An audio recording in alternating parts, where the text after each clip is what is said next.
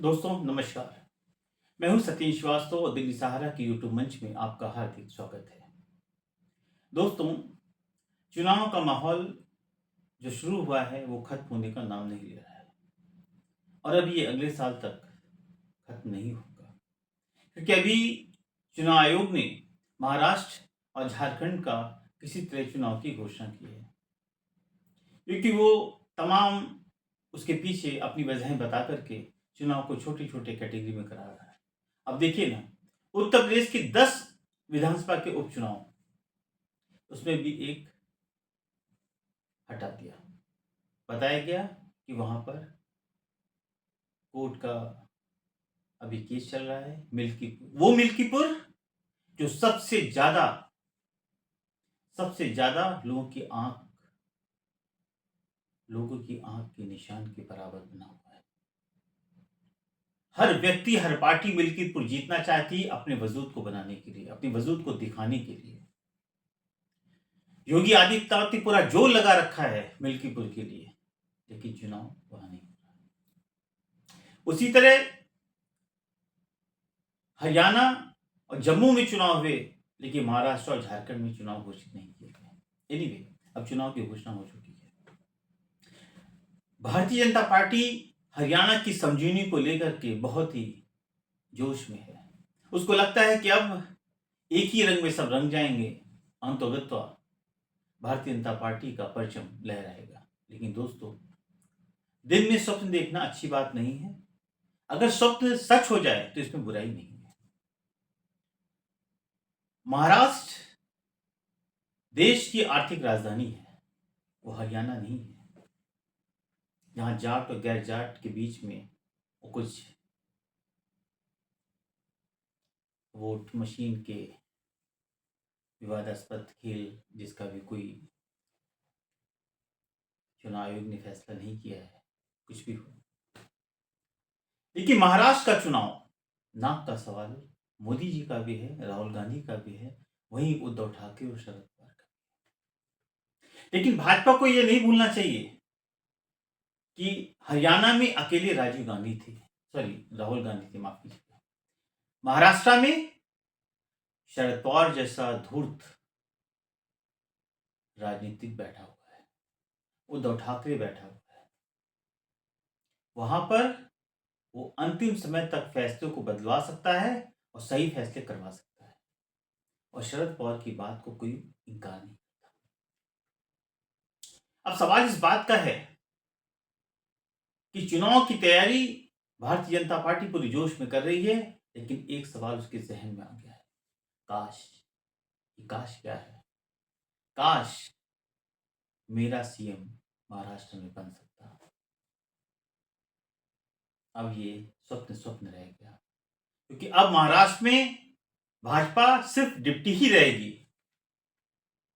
जिस शिंदे को लाके उसने कोशिश की थी कि शिवसेना को तोड़ करके कुछ दिन के लिए इसको लॉलीपॉप दे देंगे, वो शिंदे आज भाजपा की इतनी बड़ी कमजोरी हो चुके हैं कि शिंदे जो कहेंगे वो भारतीय जनता पार्टी को मानना पड़ेगा। ऐसे हालात में दूसरी तरफ महाविकास आघाड़ी कांग्रेस हरियाणा में चुनाव हारी है, बुरी तरह नहीं हारी है। 8 सीटों का हेरफेर है, हारी है। लेकिन यहां महाविकास आघाड़ी है, जिसने लोकसभा के चुनाव में भारतीय जनता पार्टी के महायुति को धूल चटाई।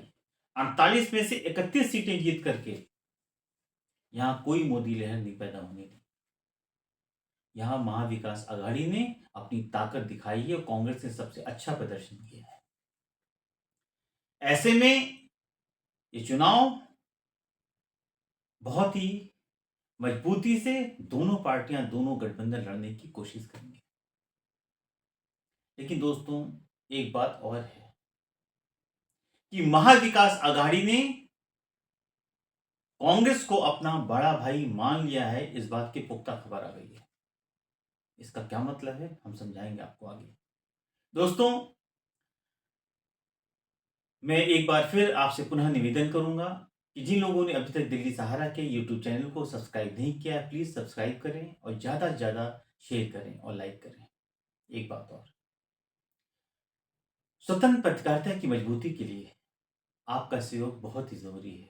दोस्तों, अगर हम आज यहाँ बैठे हैं तो आपके प्यार और आपके आशीर्वाद से। इसलिए आपसे निवेदन करेंगे कि जो भी आर्थिक मदद आप देना चाहें, वो दिल्ली सहारा के इस डिस्क्रिप्शन में दिए जा रहे हैं, वहाँ पे आप दे सकते हैं। दोस्तों, अब बात आती है कि अंतोगत्वा महाराष्ट्र में होने क्या जा रहा है। देखिए, सबसे बड़ा सवाल जो है महाराष्ट्र में, चुनाव आयोग अपनी तैयारी कर रहा है चुनाव करवाने की। महाविकास आघाड़ी और महायुति जोर शोर से अपनी चुनाव लड़ने की तैयारी कर रहे हैं। लेकिन मामला सिर्फ यहीं तक सीमित नहीं है। एक और दहशतगर्द ने दहशत फैला दी है। महाराष्ट्र के अंदर दशहरे के दिन जहां शिवसेना के दोनों गुटों की बड़ी रैलियां हो रही थी, वहीं एक तीसरी रैली एनसीपी अजीत गुट के ताकतवर नेता बाबा सिद्दीकी कर रहे थे। वाई श्रेणी की सेंट्रल गवर्नमेंट की सुरक्षा, इस बात को ध्यान रखिएगा, वाई श्रेणी अमित शाह जी का डिपार्टमेंट है। अगर उसको भेद करके अगर कोई गैंग, विश्नोई गैंग जिसका नाम है, जिसका अंतरराष्ट्रीय नाम हो चुका है, आज उसके बारे में बहुत बड़ी खबर आई है, किस तरह के सरपरस्ती में वो जी रहा है, जेल के अंदर किस तरह से उसको पूरी वातावरण दिया गया है, सारे गैंग चला रहा है, सारे फोन चला रहा है। जो भी सच्चाई हो, कनाडा गवर्नमेंट ने जिसका खुलासा किया है, बहरहाल भी कोई प्रूफ उसके नहीं है। विश्नोई गैंग ने खुलेआम उसके लड़कों ने गोली मारी। लेकिन एक बहुत बड़ा सवाल था दोस्तों, गोली वो मारते गए, 4-6 गोली मार दी, ठीक है, गैंगस्टर है, गोली मार रहा था। भाई सीढ़ी वाले क्या कर रहे थे? इनकी एक भी गोली नहीं चली क्या?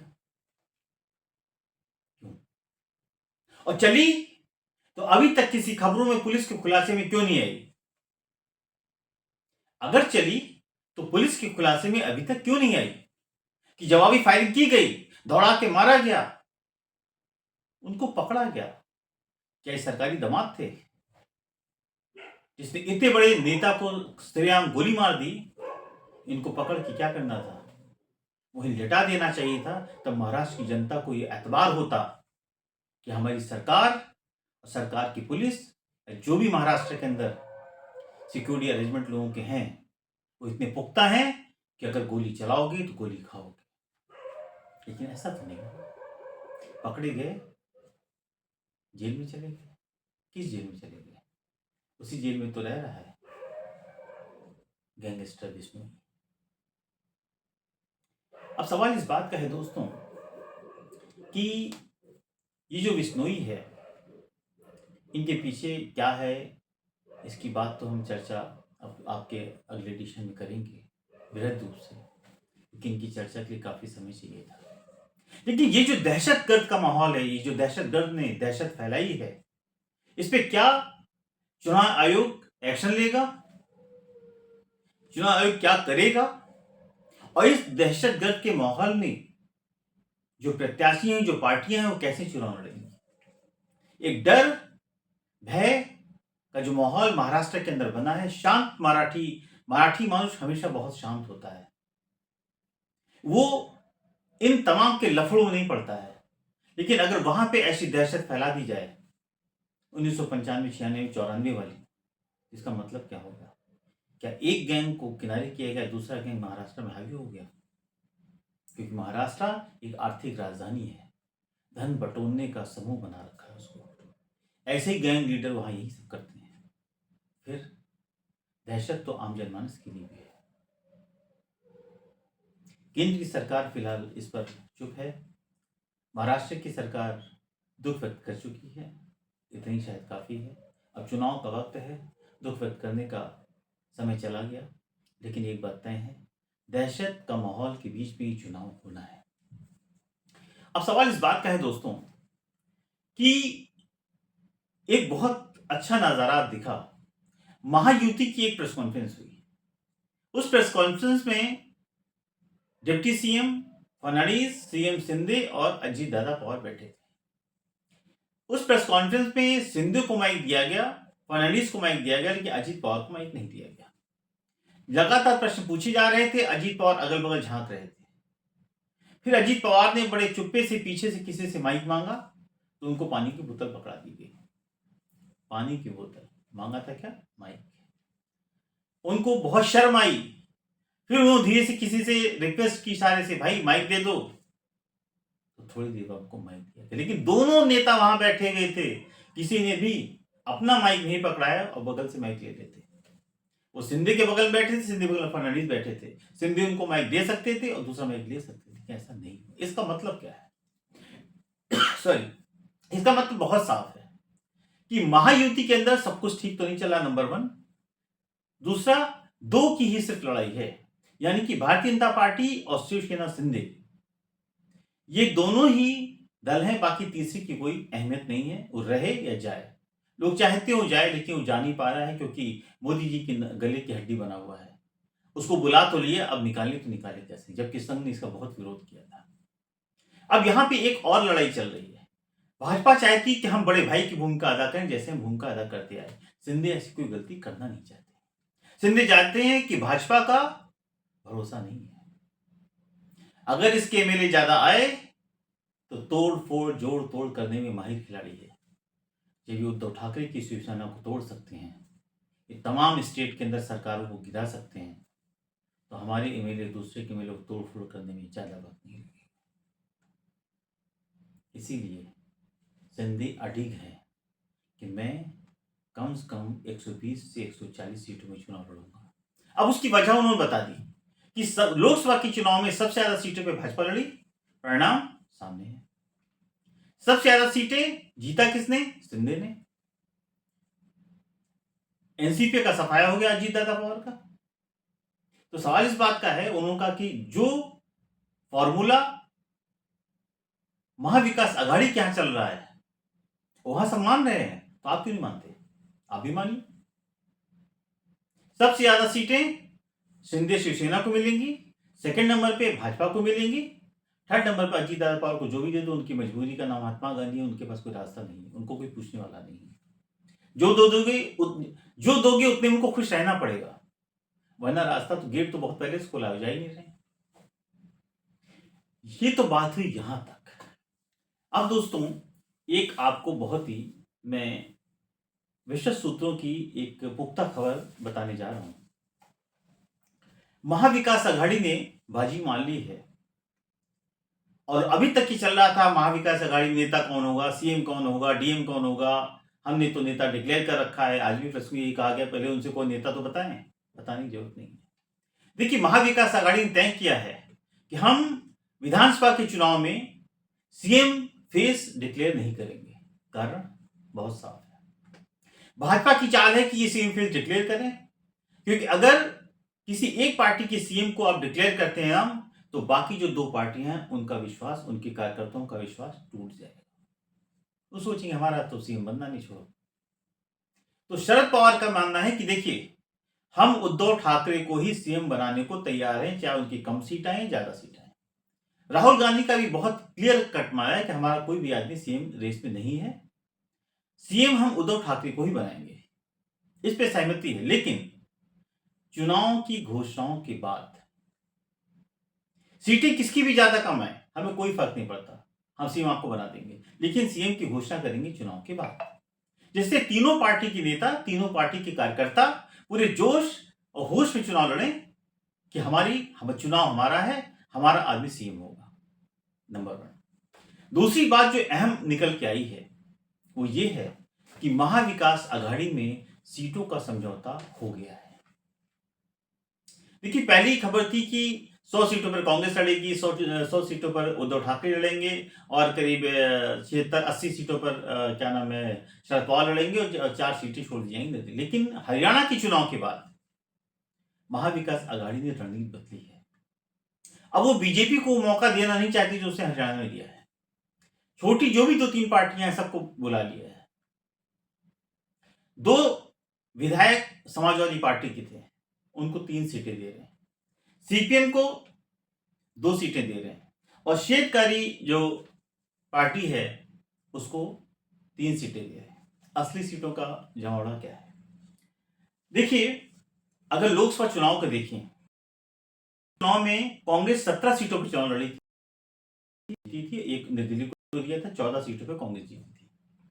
21 सीटों पर उद्धव ठाकरे लड़े थे, मात्र 9 सीटों पर जीते थे। और 10 सीटों पर शरद पवार लड़े थे और 8 सीटों पर विजय प्राप्त हुई थी। वहीं भाजपा की स्थिति ये थी कि वो अगर उसके पूरे फॉर्मूले को देखें, जो रिजल्ट आए, भाजपा 83 सीटों पर आगे थी और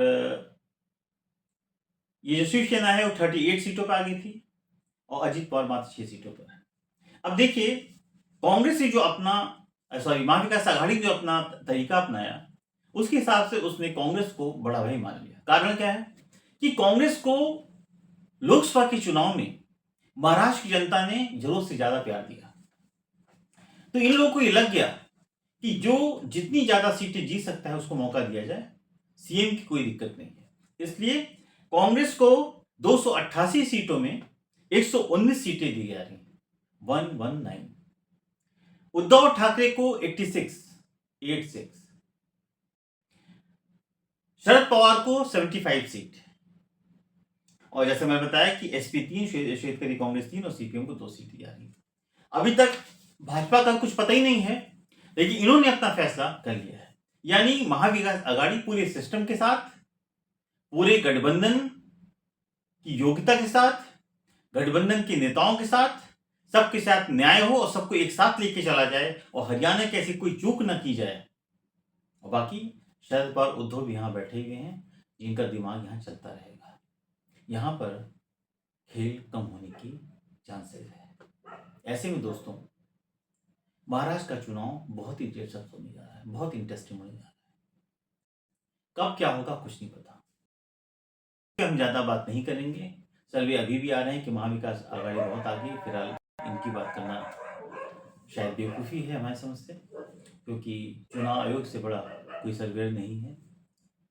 जो वो रिजल्ट देगा वही सबको सर आंखों पर रखना पड़ेगा। लाख हजारों जर्नलिस्ट कुछ भी कहें, जो चुनाव परिणाम आता है उसको मानना पड़ता है। आप विरोध करते रहिए, विरोध से क्या होगा वो वक्त बताएगा। फिलहाल आज इतना ही दोस्तों। आपको हमारा ये एनालिसिस कैसा लगा, कमेंट बॉक्स में जरूर कमेंट्स करें, लाइक करें, ज़्यादा शेयर करें। और एक बार फिर मैं रिपीट करूंगा कि जिन लोगों ने अभी तक दिल्ली सहारा के यूट्यूब चैनल को सब्सक्राइब नहीं किया है, प्लीज़ सब्सक्राइब करें। और लगातार मैं व्यूअर्स से अनुरोध करूंगा कि लगातार उनका बहुत प्यार मुझे मिल रहा है, लगातार अपने इस प्रोग्राम को देखते रहें, अपने कमेंट्स करते रहें। आज के लिए इतना ही। कल फिर एक नए एनालिसिस के साथ आपके बीच में मौजूद होऊंगा। नमस्कार।